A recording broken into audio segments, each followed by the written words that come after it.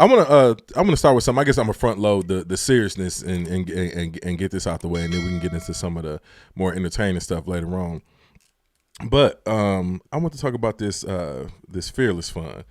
Not sure if y'all familiar with the Fearless Fund, but the Fearless Fund is it's a venture capital firm. I can't even speak right now. Jesus Christ, thank you. Shut up, Blaze. But the Fearless Fund has received multi-million dollars following on an investment from Bank of America, Costco, and MasterCard for a second fund. Though it declined to share how much the new investment was, all of the limited partners in this follow-on investment are returning investor. Launched in 2019 by Arian Simone, Keisha Knight, Pulliam, and Ayanna Anderson, the Fearless Fund invests in early-stage consumer technology startups founded by women of color. Its portfolio includes Partake Food, Slutty Vegan, Bread Beauty. The firm launched its fund over the last 2 years. So far, it has invested in 5 companies, writing checks of upwards of $2.5 million. The first fund was $25.8 million, and the second aims to raise at least raise at least double that amount. We envision the Fearless Fund growing its portfolio of diverse and innovative companies, helping them to scale and achieve long-term success. Simone, who is also the fund's general partner, told TechCrunch, "We want to bridge the gap between women of color businesses and access venture capital funding to provide them with necessary support and resources, which is definitely needed in our community. So if you're an entrepreneur or you're in business, you definitely understand the need for that." But in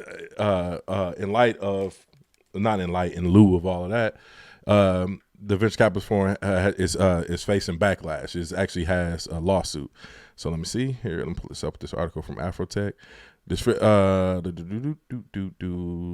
Fearless Fund was hit with a lawsuit by Edward Bloom and his American Alliance for Equal Rights (AER) group in 2023 on the basis that the fund will carry out explicit racial exclusion that violates the Civil Rights Act of 1866.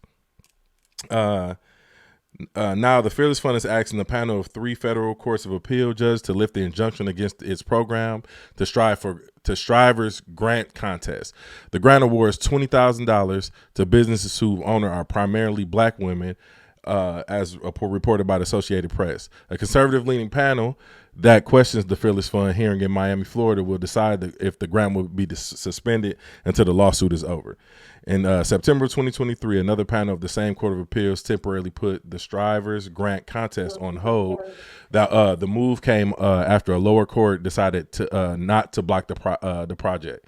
So the reason I brought this up, and I know, Kendall, you might have some insight on this as well, but the reason I brought this up is because typically we hear the term "pull yourself up by your bootstraps," and this is a case of that being done, but it's already receiving pushback because this AER group is saying that this violates the Civil Rights Act of 1866, which is crazy to me because it seems like this fund is trying to help uplift, businesses that need it and business that's run by primarily Black women. Kendall, do you have any insight on this at all? No, I don't have much insight on this directly, but like you just said, though, it's like you say pick yourself up by the bootstraps, and these are examples where Black people have been doing it and always have been, but it's just used as a way to like disrespect, Black people's progression. And even when we do try to do things like this, you start putting barriers in front of it or trying to create problems so that we now are going to have to go through a lawsuit. We might be losing some money over this, like they already been losing investors because of the lawsuit. Yep. Right. So now again, so now the business is starting to become a problem.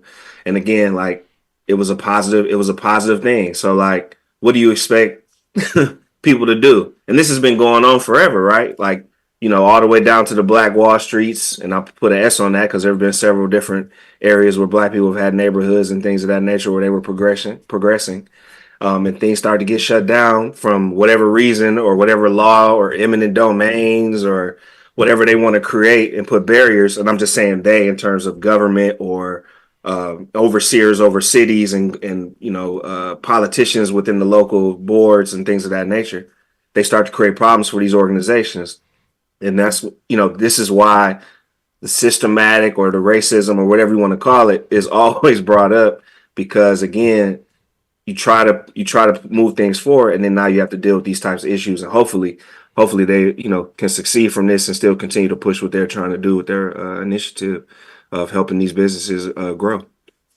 Right, and you would think with the state of the economy that we in, with the need for growth and with the GDP and all that type of stuff, that you would want businesses to grow and be successful. But we clearly, because it's benefiting minorities, it's a major pushback. That's when which is ridiculous. Because the economy is doing pretty good right now, right? Yeah. I think the Dow. I mean, you can speak to it. I think it just had like a record number a couple days ago. It keep breaking records. Yeah, S&P as well. So I'm just saying, like, things are moving up. You know what I mean? So you would think, to your point, that would be a positive. But once again, it's benefiting a certain demographic, and that's when it becomes a problem. Right. It's pretty sad.